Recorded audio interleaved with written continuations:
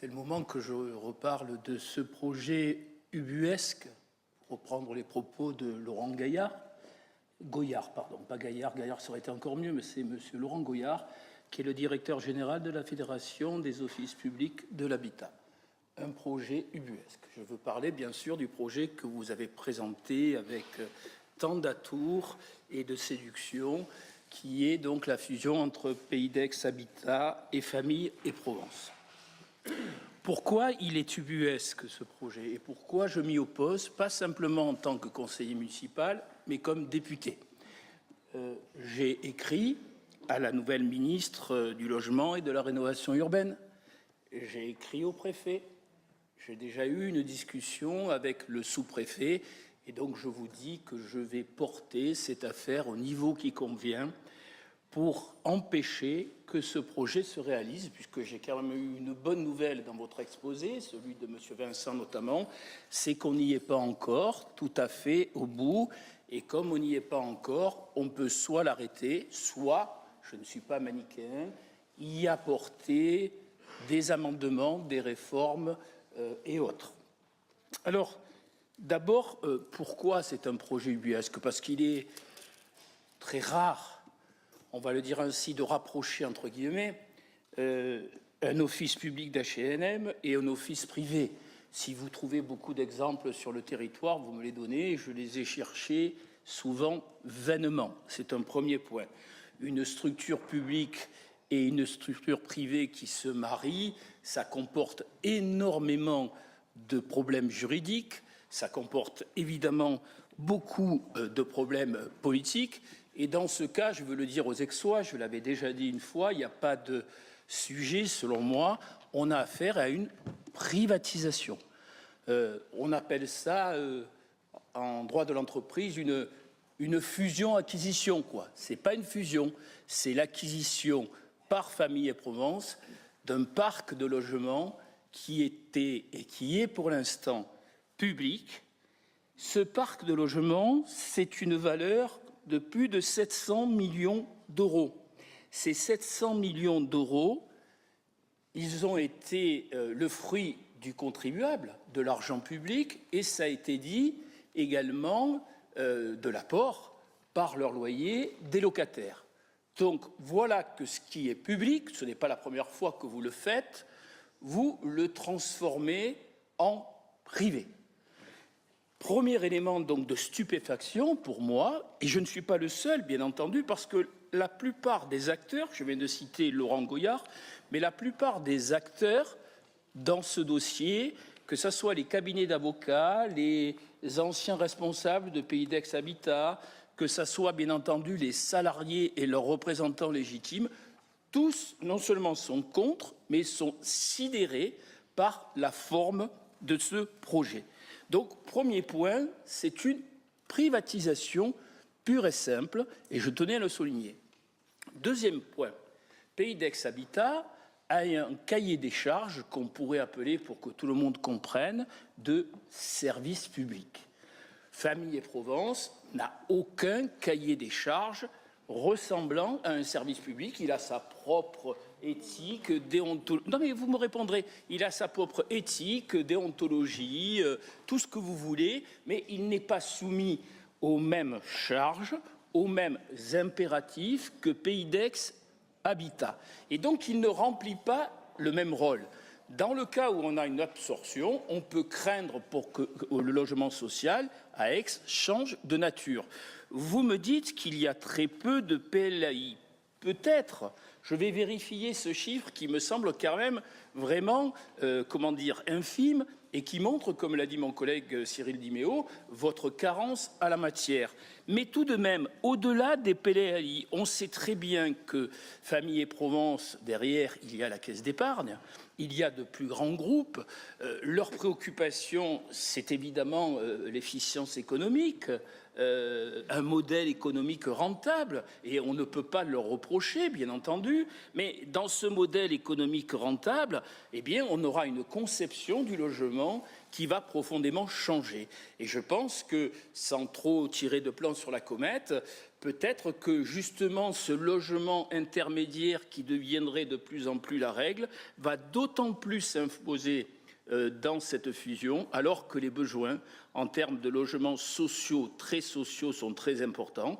Et ce que je peux dire de Pays d'Aix Habitat, c'est que même lorsqu'on a des familles en difficulté, en très grande difficulté financière, eh bien, ces familles-là ne sont pas expulsées de leur logement.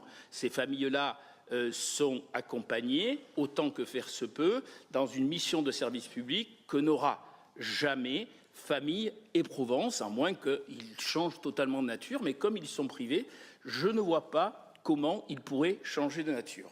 Sur le plan du droit, et notamment du droit de la fonction publique et du droit du travail que je connais bien, Monsieur Vincent, vous nous avez raconté, vous aussi, une belle histoire, mais la réalité est tout autre.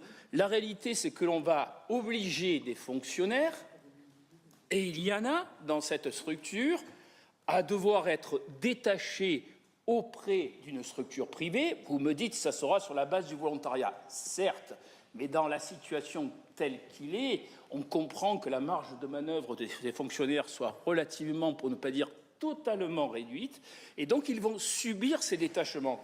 La meilleure preuve de cela, et je le sais de sources sûres, c'est que ces détachements qui sont prévus jusqu'à 5 ans, ces détachements, vous me corrigerez si je me trompe, eh bien la plupart des fonctionnaires essaient déjà de négocier des détachements à 2 ans maximum parce qu'ils savent qu'ils ne feront plus le même métier, qu'ils ne seront plus dans leur rôle de fonctionnaire et ils veulent le plus rapidement possible trouver d'autres solutions dans la fonction publique, et notamment la fonction publique territoriale.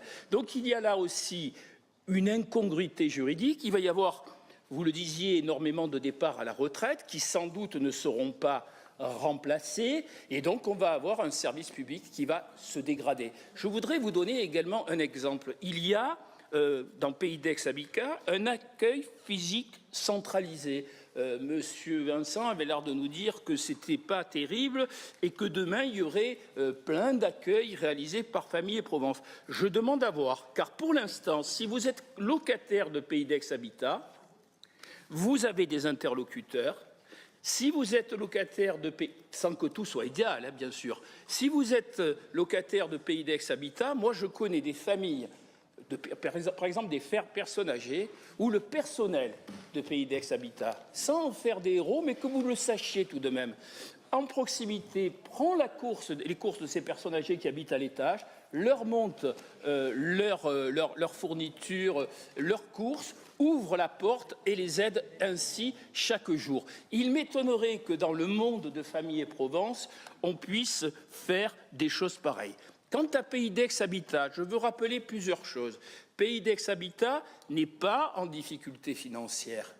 Vous avez annoncé des chiffres qui, certes, sont exacts à une horizon, mais il faut comprendre que Pays d'Aix Habitat est pour l'instant impacté par l'ANRU, qui pèse énormément sur lui en termes financiers. Ça ne sera pas toujours le cas.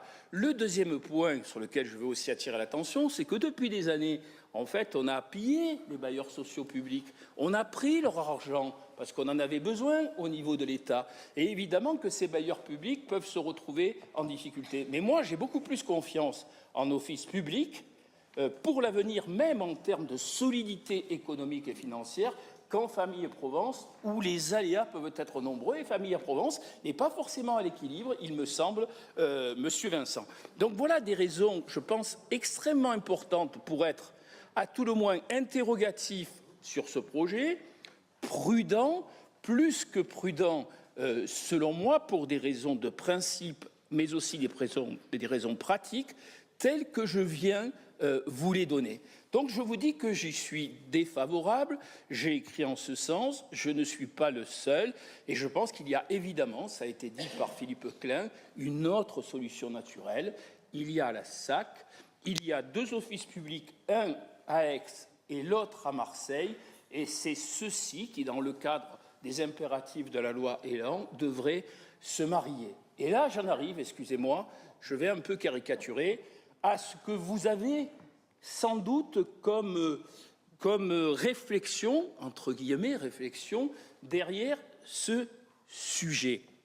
En fait, vous avez peur, vous l'avez dit d'ailleurs, que ce gros mastodonte que serait l'Office public de Marseille, finalement, lui aussi absorbe Aix et qu'il n'y ait plus de politique de proximité en termes d'attribution de logements à Aix, si je vous écoute. Mais c'est une vue de l'esprit, parce que, d'une part, il y a la réalité. Est-ce que vous pensez que quelqu'un qui travaille à Marseille, qui a besoin d'un HLM à Marseille, va vouloir aller prendre un HLM à Jouques? Où vous avez vu ça? Est-ce que vous croyez que ça existe? Est-ce que donc vous pensez un instant que des hordes de Marseillais, comme vous dites, vont débarquer? Je vous laisse la paternité du terme de horde. C'est les propos, je le retrouverai, de votre horde, je ne l'ai jamais prononcé. C'était les propos de votre maman il n'y a pas encore si longtemps, alors qu'elle était encore mère.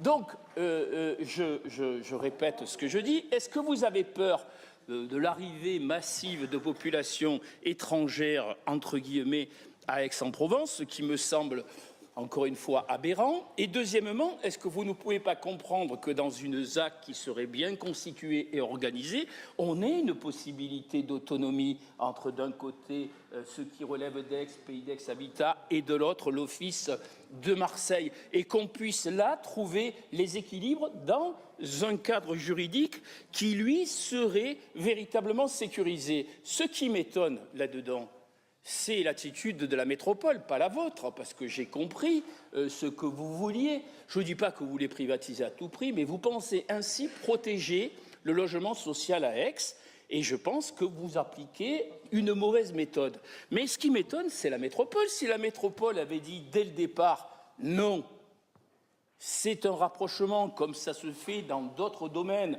vous le savez, hein, les agences d'urbanisme et d'autres. Non, il va y avoir un rapprochement entre Aix et Marseille dans une métropole qui se veut être celle d'Aix et de Marseille. Eh bien, l'affaire serait en quelque sorte terminée. Donc je me demande quel contrat vous avez passé ou quel accord avec Martine Dassal. Il paraît que vos rapports se réchauffent. J'en suis heureux, bien évidemment. Hein. Moi, je suis pour la paix des ménages. Hein. Voilà. Donc, il y avait peut-être des malentendus entre vous, ça va mieux. Donc, quel type d'accord a pu exister pour que la métropole laisse faire? Parce que du coup, effectivement, si vous arrivez à retomber sur vos pattes du point de vue du droit, on ne pourra pas contester finalement ce rapprochement qui me semble quand même incongru et ubuesque, j'ai dit pourquoi. Donc je continue à le contester, mais je suis réaliste et j'en viens sur un point. Et j'ai terminé. Au cas où, à Dieu ne plaise, si vous me permettez, Monsieur Vincent, au cas où cette fusion serait finalement inévitable, alors moi je demande à regarder de près la gouvernance de cette nouvelle structure, à regarder de près cette gouvernance pour que cette gouvernance soit autant publique que privée, au moins, que pour qu'il y ait des élus, mais pas simplement, excusez-moi, Monsieur Vincent, vous-même, Escalité, ou les élus de votre majorité municipale. Non. En tant que député, j'entends soit y siéger, soit avoir un représentant. Et je ne serai pas le seul à demander cela, croyez-moi. D'autres demanderont à ce que cette structure soit équilibrée pour qu'elle corresponde à l'intérêt général et non pas à des intérêts particuliers. J'en ai terminé. Eh bien, bah, mais je sais que vous avez adoré, donc ne faites pas semblant.